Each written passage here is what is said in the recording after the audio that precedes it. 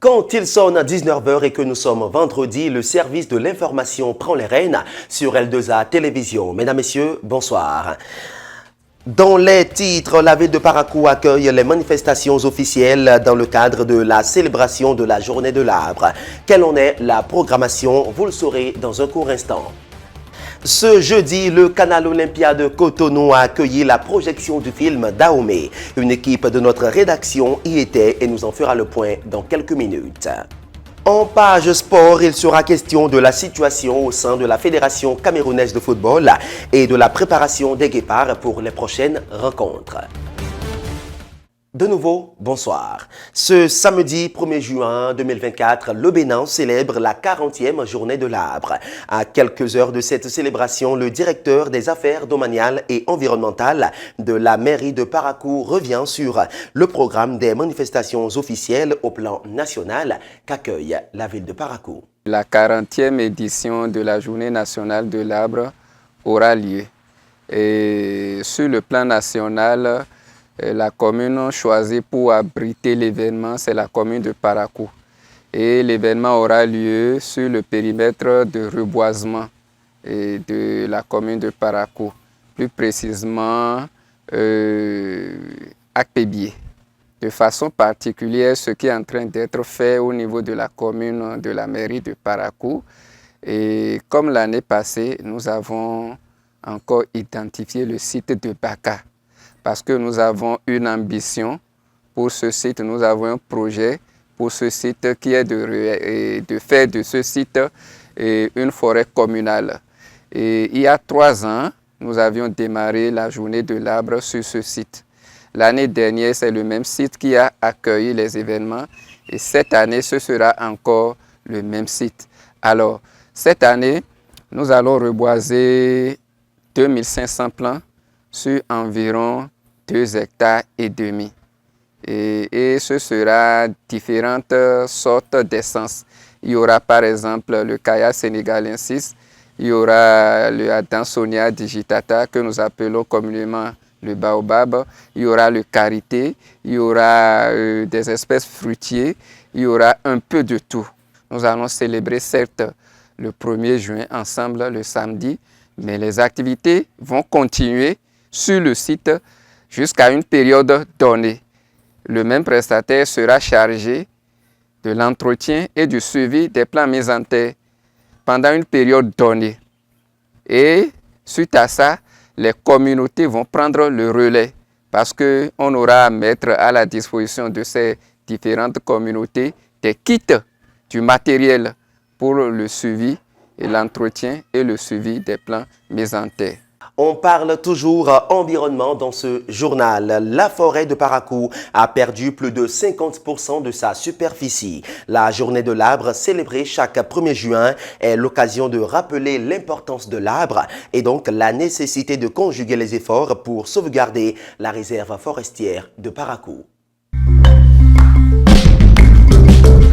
Sur les 429, près de 430 hectares là, nous n'avons encore que 195 hectares de végétation au niveau du périmètre de reboisement. Le rôle que la forêt joue pour la population de Parakou est en train de se casser dangereusement.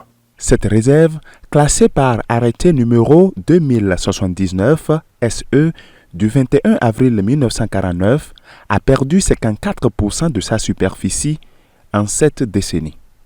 Face à cet état de choses, il urge que des efforts soient conjugués. Bénéficiant de l'approche de gestion participative que l'État est en train de faire favoriser pour qu'il y ait beaucoup plus d'acteurs autour d'une forêt pour la gérer, pour son aménagement, la mairie devrait saisir cette occasion-là pour que nous créions davantage. D'abord, qu'on protège la forêt par la plantation d'autres essences tout autour pour récupérer les parties dégradées, les endroits dégradés, mais aussi que la commune réfléchisse et identifie d'autres endroits où nous pourrons créer d'autres forêts.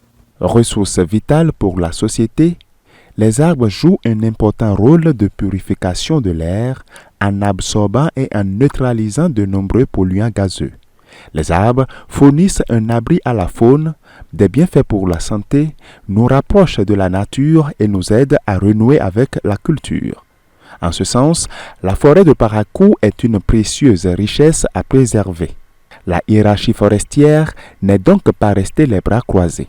Il y a déjà beaucoup de réunions que nous faisons avec la mairie, les populations, les sécu qui sont autour de la forêt. Ils sont bien impliqués dans tout ce que nous faisons aujourd'hui là, pour quand même démasquer ceux qui sont en train de créer de dommages à la forêt.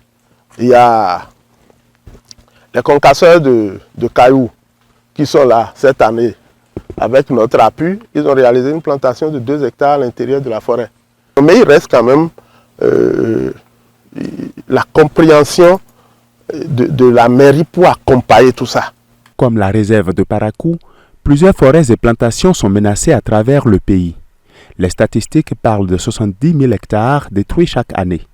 Pour reconstruire le couvert forestier et inciter les citoyens au reboisement, le Bénin a retenu le 1er juin pour célébrer chaque année la journée de l'arbre. La 40e édition sera célébrée ce samedi avec l'espoir que chaque Béninois plante au moins un arbre. Cinéma à présent, le film Dahomey était en projection ce jeudi à Canal Olympia de Cotonou en présence de la réalisatrice. Il retrace le retour historique des 26 trésors royaux au Bénin. Le point avec Eric Cyril Azagon et Mariano Gankou. Des applaudissements bien nourris pour saluer l'avant-première du chef-d'œuvre cinématographique Dahomey, réalisé par la franco-sénégalaise Mati Diop. Un film qui retrace le retour au bercail de 26 œuvres pillées durant la période coloniale. Les armoiries de Béhanzin comportaient un requin en souvenir des paroles qu'il prononça pour indiquer à son peuple son intention de faire la guerre aux Français. Boé Fantan a lui bon. Le requin s'est mis en colère et l'océan s'est troublé. Les cinéphiles sont émerveillés par la qualité de l'œuvre. C'est un film qui est authentique. C'est quelque chose que je mets souvent en avant. Pour une réalisatrice qui n'est pas béninoise, avoir pu mettre en avant de cette manière aussi authentique des Béninois, l'histoire du Bénin, la langue, fond, etc. Je trouve que c'est déjà louable, mais le faire aussi avec cette touche artistique, cinématographique, les différents plans qu'elle a utilisés, j'ai trouvé que c'était très original d'utiliser le point de vue de la statue. Je pense que c'est là où l'art se mêle un peu au naturel. Déjà, c'est une très très belle création. On a eu la chance tous les deux d'avoir participé au tournage. Et voilà, c'est une œuvre de qualité qui relate très bien en fait l'histoire du Bénin et particulièrement ce que moi je trouve encore plus magnifique dans le film, c'est l'idée de confronter des générations autour d'un débat sur l'aspect culturel et culturel, géopolitique aussi justement des 26 œuvres ramenées au Bénin. Je ne peux que remercier la réalisatrice et toute son équipe. Franchement, je vois des films béninois depuis bon nombre d'années. Je vois même des films tournés dans le royaume de Dahomey, aujourd'hui encore existant, mais je n'ai jamais vu une œuvre qui magnifie autant ce réel fond. Moi, je me suis vraiment connecté et je ne peux que dire merci en fait. Si nos efforts de conservation jusque-là ne peuvent pas nous rassurer du long temps à venir, mais nous allons faire ce qu'il faut. D'ailleurs, ce que vous avez vu vous donne bien la mesure de notre engagement, de notre volonté à faire les choses convenablement. Un film de cette envergure, il fallait le faire. C'est avec beaucoup d'émotion que Mati Diop parle de la genèse du film. J'ai eu le sentiment que mon rôle de cinéaste se situait précisément là et que c'était impensable, absolument impensable, qu'un film ne soit pas dédié à ce retour international de ces trésors. J'aurais jamais imaginé assister à une restitution de mon vivant, ou alors je pensais que ça allait m'arriver à 80 ans. Et il me semblait fondamental, au-delà au-delà de l'image qui alimente l'actualité, le flux médiatique, que le cinéma s'empare de ce chapitre historique Après Berlin, où il a reçu l'Ours d'Or au Berlinale 2024, le Sénégal, c'est le Bénin qui a accueilli à son tour, ce jeudi 30 avril 2024, le film qui retrace plusieurs années de son histoire. C'est de la poésie en images. C'est un beau poème, ce film. Parce que, au-delà de ce que ça raconte, c'est très profond. Ça a transcendé l'histoire elle-même pour entrer, pénétrer dans notre vie aujourd'hui, hier. Dahomey, un film qu'il faudra absolument voir en salle. Dans la page des sports, on fait le point de la préparation des Guépards pour leur match contre le Rwanda le 6 juin prochain et contre le Nigeria le 10 juin prochain. On revient également sur la conférence de presse de la Fédération camerounaise de football qui fait suite à l'altercation qui a eu lieu entre le président et la délégation du ministère des Sports. Après la publication de la liste des 25 joueurs retenus pour la confrontation face au Rwanda et au Nigeria, les Guépards sont en regroupement depuis quelques jours en Côte d'Ivoire. Ils sont au nombre de 20 présents en Côte d'Ivoire. Les autres sont attendus dans les heures et jours à venir. Sous la direction du sélectionneur Kenneth Rohr, les Guépards continuent leurs préparations à Abidjan. Le sélectionneur appelle le deuxième homme à sortir massivement. Il y a aussi pas mal de Béninois ici et on compte sur eux pour nous soutenir pour nos 2 matchs qu'on devait jouer à domicile. Et comme le stade de Cotonou n'est pas homologué, nous sommes venus ici parce qu'on sait qu'on va être bien reçus et on a des bonnes conditions de travail et de match avec les beaux stades que vous avez maintenant. Les Guépards du Bénin entrent en lice le 6 juin prochain face au Rwanda et au Nigeria le 10 juin prochain au stade Félix Houphouët-Boigny en Côte d'Ivoire. Les rencontres comptent pour la 3e et 4e journée des éliminatoires de la Coupe du Monde 2026. On parle toujours football, mais en dehors du terrain. Après la tension qui a prévalu au siège de la Fédération camerounaise de football en début de semaine, le président de la FECAFOOT, Samuel Eto'o, était en conférence de presse avec le sélectionneur Mac Price ce jeudi 11 mai 2024 au siège de la Fédération. On retient que le sélectionneur reste à son poste. Samuel Eto'o a par ailleurs présenté ses excuses au peuple camerounais. Le Cameroun affronte le Cap-Vert le 8 juin prochain avant d'en découdre face à l'Angola le 11 juin.